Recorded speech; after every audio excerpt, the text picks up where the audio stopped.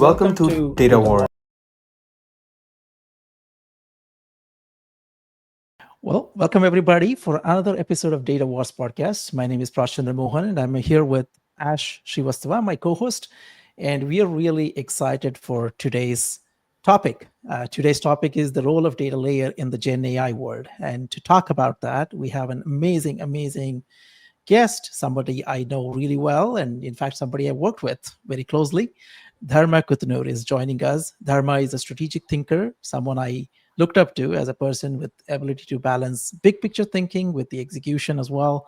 And he is well known in the data management, AI analytics, and big data software services space. So, Dharma, I'm so excited to have you. Ash, I know you are excited too. Yes. Yeah, All thanks, right. Prash, for that generous intro. And Ash and Prash, thank you both for having me on this podcast. I'm really looking forward to this conversation.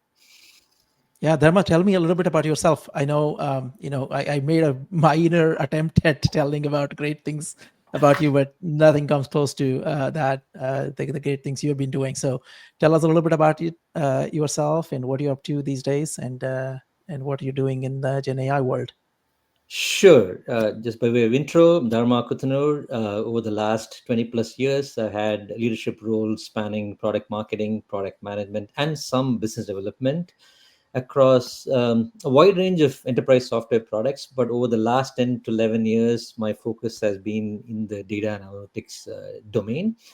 Over the last year, I've been doing independent consulting and advisory work, working with data and AI startups, with a primary focus on go-to-market strategy, messaging, positioning, and related product marketing work. Prior to that, I was at Informatica for a little over 5 years. That's where I got to know Prash very well. And I was VP of product marketing. I managed a pretty wide portfolio of products, as Prash knows, covering data cataloging, data governance, data quality, data privacy, data marketplace, and then towards the last part of my tenure, also in covering master data management. And before that, I was with Cisco. And the last 5 years, I was at Cisco as part of the small team that helped incubate and build a new data analytics software business at Cisco, built around a couple of acquisitions and some homegrown analytics solutions. So that's really my background in a nutshell. That's fantastic, Yeah. Dharma. So glad to have you. You have been a product guy on the data management side for a very long time. So I want to ask you, what's your big picture view of data management products and the data layer in the enterprises, especially now that we hear so much about Gen AI, Agentic AI, and the app becoming irrelevant? How do you see this governance and management space evolving from a product perspective? Sure. Like everything else in the world, Gen AI is, massively disrupting data management, and it will continue to do so over the next few years, right? So let's start by looking at taking a big picture perspective, like you suggested, right? First one is, and I believe that we are going to get to a point in the near future where the dominant consumers of data and enterprises are going to be AI-powered apps, agents, and chatbots, and not humans. And it's not just limited to data consumption. I was just reading an interesting stat recently that said that something like 80% of new data that's populating databases today are being created by AI apps and agents. So it's not only about consumption, but also about data creation. And for organizations, enterprises, the reason why this is happening is, clearly they are beginning to move beyond low-hanging fruit, like in driving efficiency and productivity gains by, let's say, automating parts of customer support or customer service, on to automating more complex business workflows and knowledge work. And for enterprises, all of them have access to the same set of, foundational models, right? So their unique value and differentiation is going to come from how they make good use of their proprietary data and proprietary knowledge base. Yeah. And that's why when you look at the spectrum of options available, at one end you have, they can build their own models, which very few enterprises will really be Yeah. able to do or want to do. The other end of the spectrum, you have pre-built special purpose applications that they can consume off the shelf. Hmm. And in between, you have techniques like fine tuning and RAG, which allows them to deploy AI for their unique use cases and workflows while bringing in contextual data and making sure the AI is grounded in that contextual data, often Hmm. proprietary data, right? Yeah. So that's why techniques like RAG and fine tuning are emerging as dominant paradigms in enterprise deployments of AI today. Hmm. So if we take a step back and look at what are the implications from a data perspective, right, of these Yeah. big trends. First one is, all the, work we've done over the last so many years around enabling, data curation and data context, often driven by metadata, Yeah. data quality, data governance, all of that continues to be important going forward because trusted data is the foundation of trusted insights from 100%. AI. Yeah. And if anything, I would argue it's even more important because if Hmm. businesses are going to make critical business decisions and automate critical business workflows using AI, Hmm. then the data feeding AI needs to be even more accurate than before, right? Yeah. And then the second implication is all of that work around data curation, data quality governance, which historically has focused heavily on structured data, now has to be extended to cover unstructured data too, right? Because a Right. lot of the proprietary knowledge in enterprises is in unstructured documents like test documents, right? Hmm. So some of the best practices we have used for structured data will can be carried over for unstructured data, but clearly we'll have to develop some new best practices and techniques to handle this process of data curation context for unstructured data. The third related implication is the rise of the semantic layer in importance to enable that contextual understanding and meaning of data, right?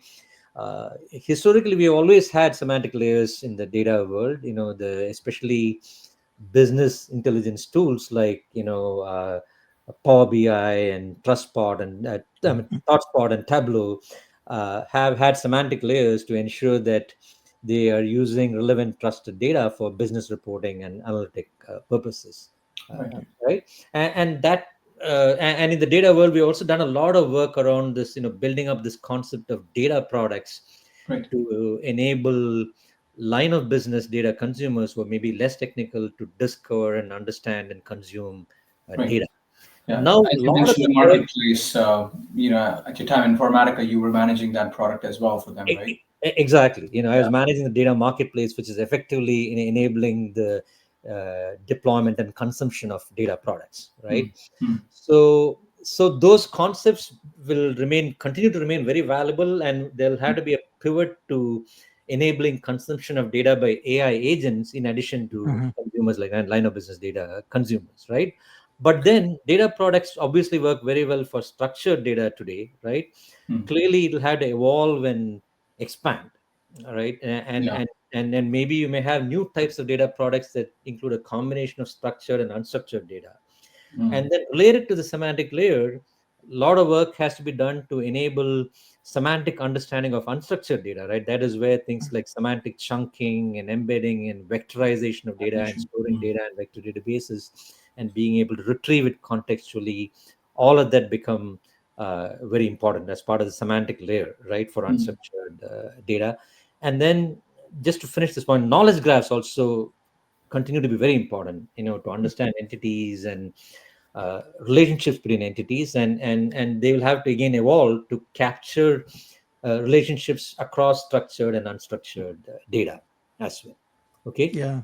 Hmm. Yeah. And then a couple of other, building on the same thing, couple of other implications. Clearly, data pipeline capabilities are expanding, right? Going beyond traditional ELT, to ETL, ELT to include things like, chunking and embedding and vectorization and RAG-based retrieval. All of that Right. become part of this data pipeline to support AI. And then the last point is we're also beginning to see hybrid use case patterns, Hmm. where you may have large language models being used in conjunction with the traditional AI ML models or along with the a traditional relational database query. For example, you may be using an LLM to Mm. understand query intent and then pull a relevant policy document, which is unstructured data, right? Mhm. And then you may have to query an orders database to get some information about a specific order and then put the two together to respond to some query or execute a Yeah. business workflow, right? So these kind of patterns are emerging. So what that means is you also need an orchestration layer that can understand the query intent and figure Mhm. out which path or paths you need to execute on, and maybe sometimes even iterate over multiple paths before providing the response or answer to the It's query, like the right? agent layer on top. Yeah, right. Yeah. It is the It's agentic layer on top. Effectively, it's the agent that's helping orchestrate these Yeah. paths. it's yeah, it's interesting because Therma, when you talk a little bit about compelling the semantic layer, it's interesting how the lines are blurring between data management and the PE layer. That's a very compelling argument for me, right? Yeah, Um, However, like if you look at the semantic layers rise, that really requires a common understanding. We all know that. Like we have been working on this data management space. I mean, you mentioned master data management. Like that's one of the areas where the creation of semantic layer has become such an important thing to have a better understanding across the systems, right? So um, I think the question I come back to is: does the industry like really risk creating fragmented these domain specific semantic silos in the process of what you're trying to say, and lose that standardization which was required of metadata, for example, across the enterprise, right? So that's the question I keep coming back to. And what role does traditional data management play in that? If you move to a world where, you know, it becomes irrelevant to some degree, right? So curious what your thoughts on that. yeah. No, it's a great question, and I kind of touched on it earlier. Um, yes, of course, and if going to continue to have data silos, right? You will have data in these big enterprise data repositories like data warehouses, data lakes, lake houses, and so on. But you also have data in these big enterprise applications like CRM systems, ERP, and marketing automation platforms, and so on, right? And then Yeah. with agents getting involved in automating business workflows, often they're going to be accessing data directly from these application systems, right? More and more, and often doing it at high volume and requiring access to real time data. So the need for enterprise-wide approaches to having semantic layers, semantic understanding of data across all of these systems, obviously, becomes even more important. Yeah. And metadata management to support that also becomes very important, because a Mm. lot of the semantic layer is metadata driven context, Yeah. right? Yeah. So all the work we have done in traditional data management to build up metadata management with data catalogs and using AI to catalog and curate and add metadata data, all of that will obviously continue to be very valuable, right? But then you also, a lot of that mostly is focused on structured data. You also have to do the work I mentioned earlier about enabling semantic understanding of unstructured data, which is around embedding and vectorization, knowledge graphs that link structured and unstructured data, and all that stuff will all Yeah. become very important part of the semantic layers in enterprise. And it's not going to be one semantic layer; it'll be multiple semantic layers, but Yeah. you still need to have an enterprise-wide approach to how we build and manage Yeah. these semantic layers, right? That will be very important. Yeah. Very good point. So, Dharma, what are the recent trends you've seen in the industry related to this big picture market dynamics? Especially, a few days ago, ChatGPT launched, the workflow, and the entire conversation has now shifted from the app economy to the intent economy. Um, talk a bit about sort of, where do you see things going? Yeah, sure. And I will start with something, a trend that's closer to home for all of us who've been in the data space, and then talk about OpenAI and some of the things that are happening in the square in the Gen AI part of the market, right? The first one is first trend I'm seeing is the line between the data management layer and the BI analytics layer is really blurring, right? Mm. Mhm. And it's clearly being driven by Gen AI. And what I mean by that is, because of the Gen AI trend and the technology developments on that front, companies like Informatica and pretty much all the major data management players out there have all added conversational natural language query abilities for users to use natural language to query and get insights about the data, like Claire GPT from Informatica, for example, right?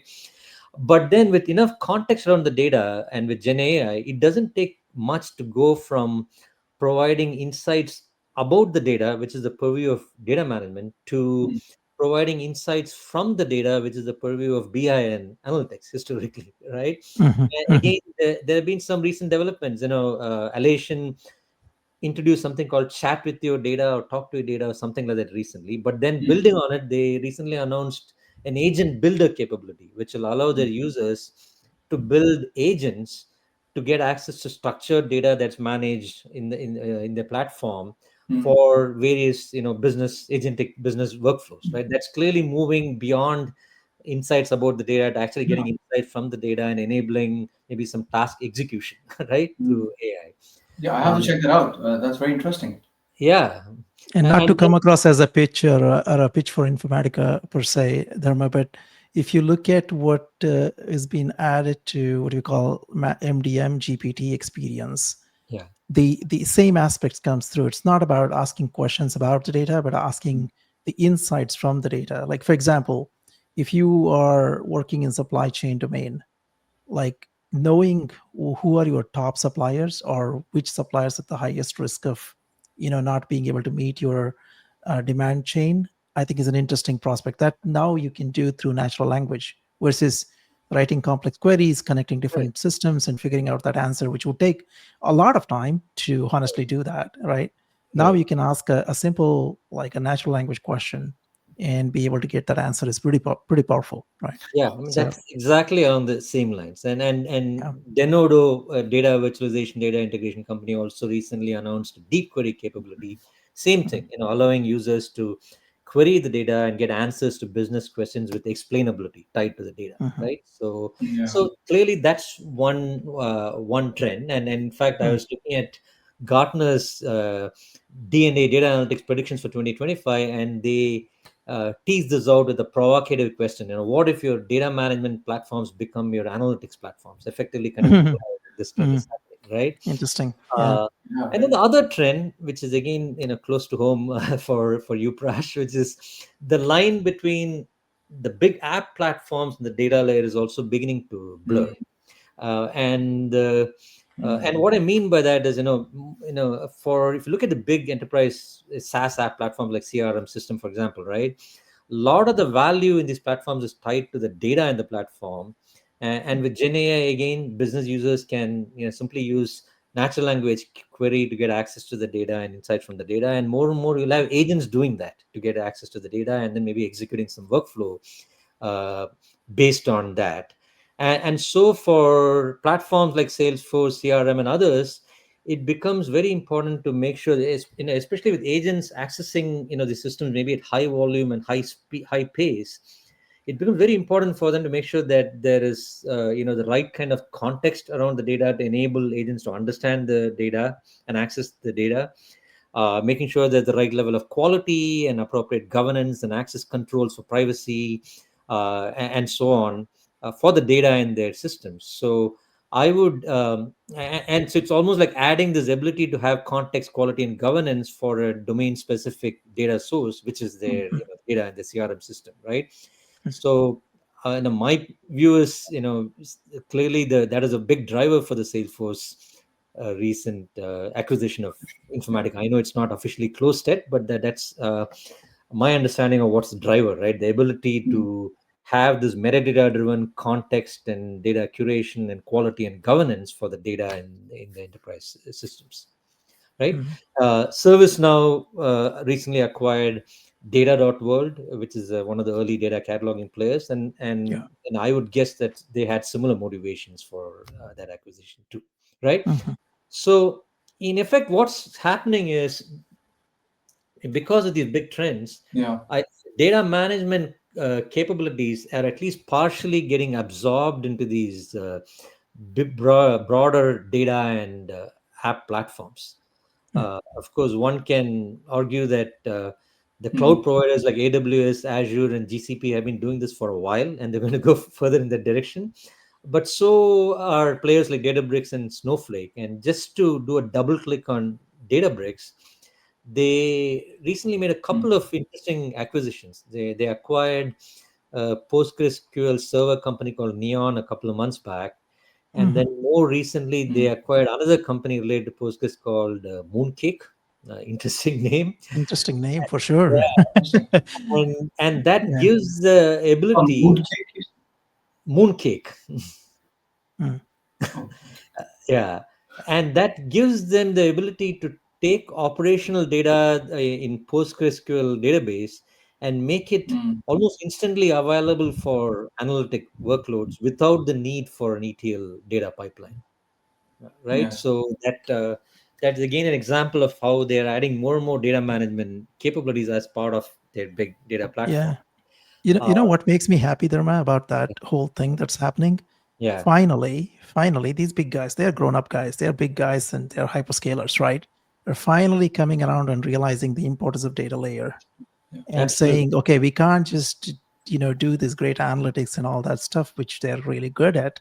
Yeah. But now, and also infrastructure, for example, like infrastructure is obviously the where the AWS of the world focused on initially, right?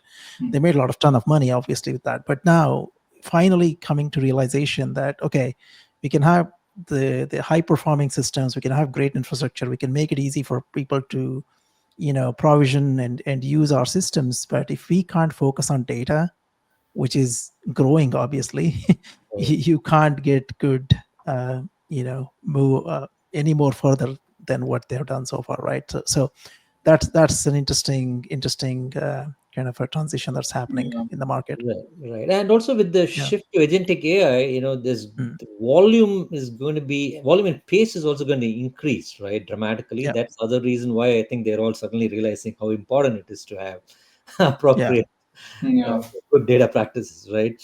And just finish this, my thought on the implications from all these trends. The last point I want to call out is really tied to Ash, what he said about OpenAI's recent announcement, right? Some of these data capabilities, around connectivity, some level of transformation, and even lightweight governance Mm. for access control, privacy, security, are also getting incorporated into the new modern Gen AI app development and agentic AI Yeah. Mhm. platforms. Right. The idea here is that things like connectivity and sync and transformation and some lightweight governance is combined along with the ability to embed and vectorize data and the ability to compose RAG pipelines Right. and orchestration along with agent building capabilities. And that's kind of what OpenAI announced earlier this week, right? Part of Yes. their announcement was this. I mean, they had that, the ability to embed apps into their chatbot, and Ash, like you're saying, really moving towards an intent-based economy as opposed to a search-based economy. Mm. But under the hood, for enterprises, what is interesting is they also announced a suite of products called Agent Kit, Mm. which includes a connector studio, which basically provides connectivity to different enterprise data sources, Yeah. and then something called they call guardrails, which should Mm. enable some governance tied to access control and privacy and data security. And besides the other big players, a bunch of startups out there, including one I'm working with in an advisory capacity today, they are doing this too. This Mm. idea of Interesting. having a data Yeah. studio for connectivity and some transformation and data prep capabilities, along with data prep for unstructured data, chunking, embedding, vectorization, RAG pipelines, and orchestration. All of that as part of a Gen AI app development platform. Yeah. Yeah. So those are It's going some to be. interesting trends for sure, Yeah. Dharma. Oh, sorry, Mhm. go ahead, Ash. I No, didn't I mean was to just saying stop the you. same thing, Prash. It's going to be very interesting. I was playing around with the workflow app in GPT, Chat GPT, which OpenAI launched. I keep saying it, Chat GPT. The guardrails was very interesting because you could control Mm. hallucination through it. Yeah, There's a few. I know they made the UI very simple. yeah, Topic for some other day, but definitely, I think 6 months down the road, we'll see a lot of these enterprises using Agent Kit. yeah, Will be on the store, presenting a lot of opportunities for startups, developers, everybody for that reason. It's like 2010 again when App Store launched, right? Right, right. Oh, we have come a long way since then. So, Dharma, so given all these industry dynamics and trends that by the way, great talk about that. I think I can see all of those being such an important trends right now. I think the question I come back to is how do you see the data layer evolving as Mm. enterprises adopt and scale the whole aspect of agentic AI and the systems around it? So Okay. what's your sort of take on that? Yeah, sure. First thing is, trusted data is more critical than ever before. It's a very Mm, cliched statement, but it remains very, very true. mhm, Uh, but that doesn't mean we need the traditional heavy duty ETL, ELT centric data middleware layer to support mm, all of these emerging use cases, right? In the past, you needed a strong data middleware layer to aggregate data from different sources, do some transformations, apply quality and governance, and make it available for apps and analytics, right? Because the apps themselves needed the data layer to do all this. Mhm. But with the agentic AI emerging, clearly AI agents and apps are intelligent, and they're capable of doing a lot of things dynamically, including making some decisions dynamically, right? mm. So the emerging data layer, I believe, is going to be more lightweight and agile and dynamic. Um, and so let's take a step back and see what is important in this data layer, right? Connectivity is still very important. You still need to be able to connect to different networks.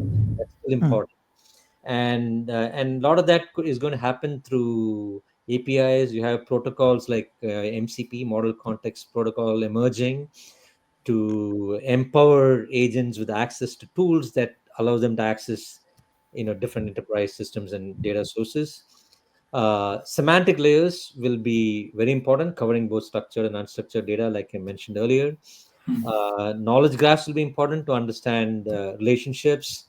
And then you'll need this orchestration layer, because you will often have to figure out what path to execute or multiple paths to execute on, and how to iterate on it if needed, and so on. yeah. And governance APIs for AI to enforce governance, but based on policies defined by humans. Yeah. You And you for probably see this coming. I'll let you finish, yeah, Dharma, yeah, but I will have a point to make. just to finish the thought, I think it is going to be more API oriented than in the past, and it's also going to be very AI centric. APIs for both governance and access, AI centric both in terms of how it enables consumption of data by AI agents and apps, but also how AI is used in the data layer itself. Yeah. Look, I think you saw this question coming from me, knowing me and the association I have with generally data and the importance of quality data. So one point you made about which is very interesting is the agents are becoming smart enough to do complex tasks, right? Potentially leading to a very lightweight, possibly even I think you alluded to some, just data layer that becomes sort of somewhat less of an important thing. But I want to just clarify that. So, look, with all due respect, like, hasn't this already been the promise of every new technology? Like whenever I remember the days of big data. I remember the days of Hadoop, when people said we have so much capacity and performance now, we don't care about the quality of the data. But in my view, I think Gigo or garbage in, garbage out still is very true, right? So I think the challenge I have is why should we believe a smart agent can just work on low quality data, ambiguous data, some data which is scattered across different places? You know, that's the question I keep coming back to. And one example of that is can smart agent actually detect two conflicting customer records and say what information about customer is accurate, so I can reach out or do any real time transaction with that customer, knowing some of that data may not be correct, right? The hallucination parts we talk about. So thoughts on that? Yeah, it's a good question, Prash, and I Mm, completely understand where you're coming from on that.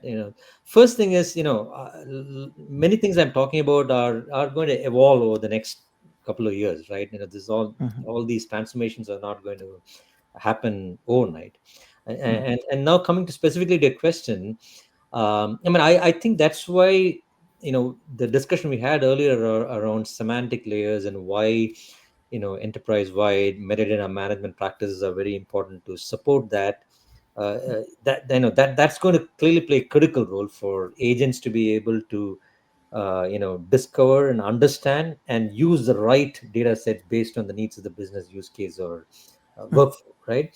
Over the last few years in traditional data management, we have done a lot of good work around building up this metadata management and data quality and data governance best practices, and using AI ML to automate a lot of that, right? Mm. Now with Gen AI, I feel that's only going to happen on steroids, and that in turn will help AI agents make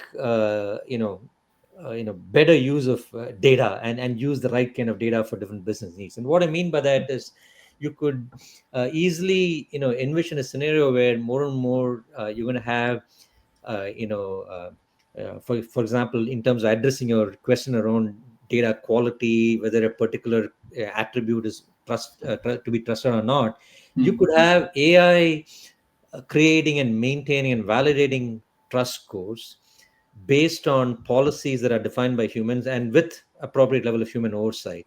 Mhm. For example, initially it could create trust scores based on just metadata, like who's the owner of the data, what is the source for the data, when was it created or last updated, and so on, right? And then Yeah. with ongoing usage, the trust scores can continuously be refined by AI. Maybe if values are converging from two different systems, from CRM system and the marketing automation platform, maybe the trust score should go up, right?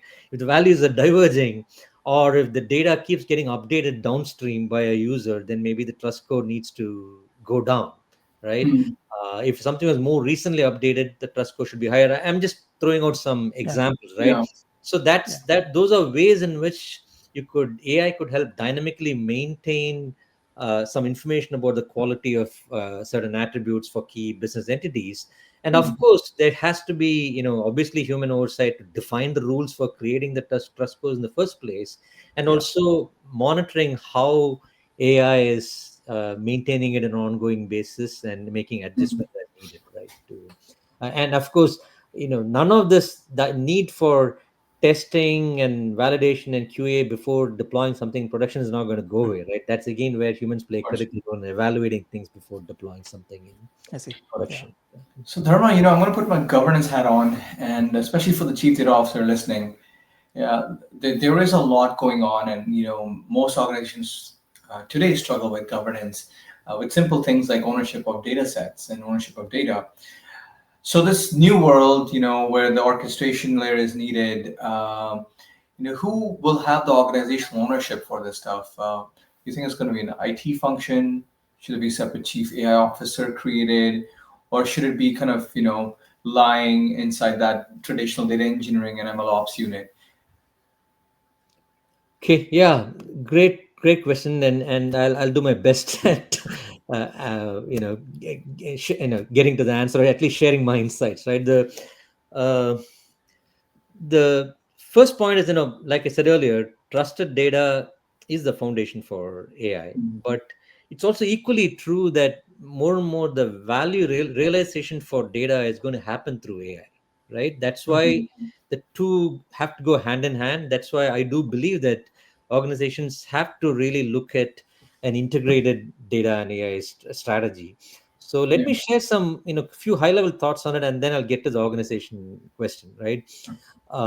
So what does it mean to have an integrated data and AI strategy? It has to start with the organization laying out a vision for AI, and the role that trusted data plays in enabling that vision for AI. It And then there has to be some understanding of what are the high priority business use cases and workflows. Hmm. What are the critical data sets needed to support those use cases? Hmm. And then establishing a trusted data foundation for that data, going Hmm. back to all the things we talked about earlier: semantic layers, metadata management, semantic layers, knowledge graphs, Yeah. all of the stuff that we talked about earlier, right? And then having cross-functional governance that brings together data, AI, and IT teams. Hmm. Organizationally, how this is going to evolve and how the roles are going to evolve, where do ownerships lie? Honestly, my soothsaying capabilities are not strong enough to predict today how that's going to evolve.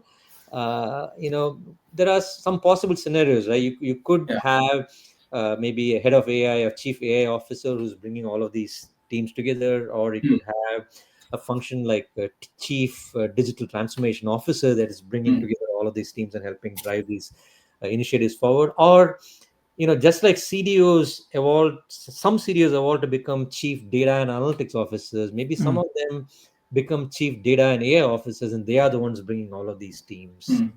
together, right? mm. So there are different ways in which this could progress. It Yeah. certainly feels like having some level of C level oversight Hmm. makes Right, sense, right? I right, think in most organizations, I think having someone who is having that title reports up directly to someone at a higher level who cares about technology and how that actually can help solve business problem and how this all aligns, I think is an interesting sort of mix. I think otherwise it becomes like a data scientist project down under with right, which nobody cares about, nobody sees the value in.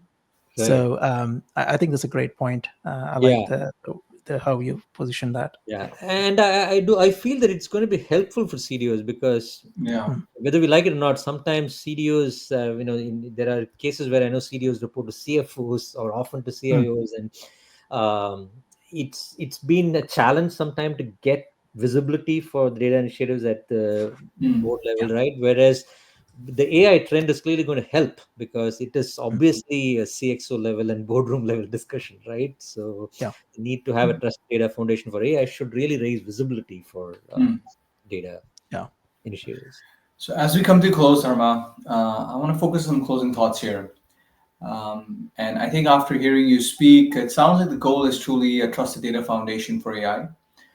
Most organizations have invested heavily in the data foundation over the last several years, if not a decade, and essentially keeping that and increasing that to augment the AI layer, which is now coming at us, orchestration of AI agents, by kind of focusing on extending this trusted data foundation. So, in that regard, can you close with some insights on what do you think is the single most urgent skill, or perhaps it's a mindset, which a traditional data management team needs to acquire right now? And me saying traditional, 99% of teams are traditional. Everybody's trying to understand what AI is, or organizations are creating a separate team which is more AI focused, and the traditional data management teams still remain traditional. So the question is really for how do we take the teams today and enable them with the tool set? It's going to be vector databases. Is it thinking about data as a product mindset? What are your thoughts on that? Yeah. And this is a great way to close out the conversation, right? So, clearly things are evolving at a rapid pace, but it doesn't mean that traditional data management skills are going to become obsolete overnight, right? By no means that will happen. They continue to be valuable, but there will have to be, and use the words mindset, right? There will have to be a mindset shift, a shift in thinking, and developing some new skills related to that shift. Let me elaborate on that.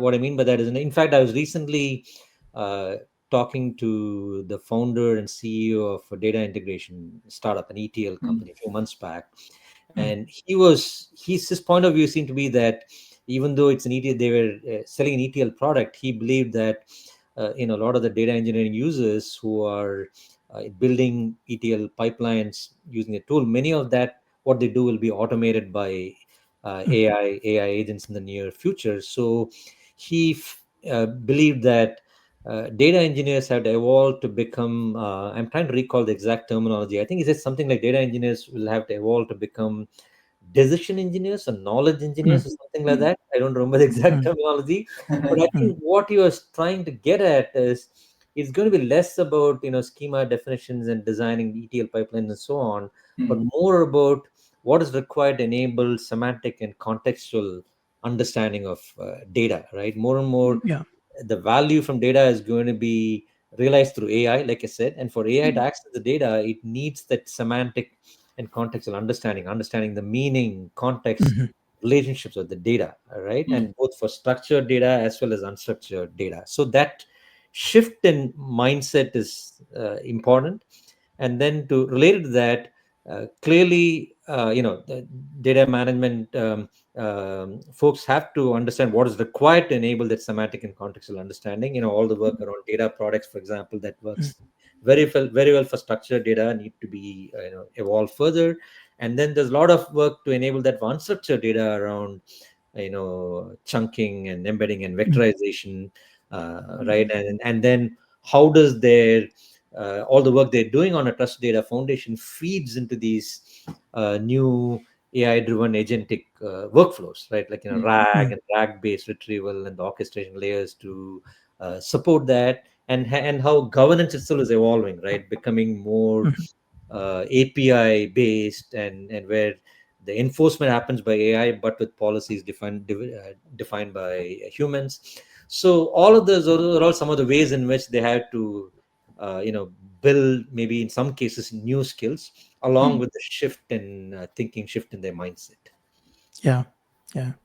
That's very Dharma, cool. look, this has been a fascinating discussion. I loved everything you shared today. So, for those of you, the folks who want to connect with you, what's the best way to? Can they just look up you on LinkedIn, or are there other better ways to connect with you? No, I think the best way is to connect with me on LinkedIn or through email. It's very easy to remember. First name dot last name, dharma.kuthanur@gmail.com. That's my email ID. So those are two good ways to get in touch with me. Excellent, excellent. All right, look, folks, we had a great podcast today. For those of you who are listening to this, Ash, first of all, do you have anything to say before we close? No, no, just want to thank you, Dharma, for your time, and this has been great. Yeah, nothing else. Yeah, no, thank you. For those of you who are staying on in this platform, wherever you're listening from, Spotify, Apple Podcast, or YouTube, please hit the subscribe button. We would also love to hear more from you guys, and if you want to reach out to us, please do so on LinkedIn or other platforms. Both Ash and I love to hear from you and bring you on as guest as well. Um, on great topics like this we discussed today, the data, cloud, and AI are the topics we focus on here. So we'll look forward to hearing you and seeing you. And with that, I think we'll bring to a closure. Thank you, Dharma, for your time. And Ash, Absolutely. let's wrap it Yeah. up here. Thanks, Ash and Prash, again for having me. Really enjoyed the conversation today. All right. Right. Thanks, Dharma. Thanks, Thank everybody. you. Bye. Bye.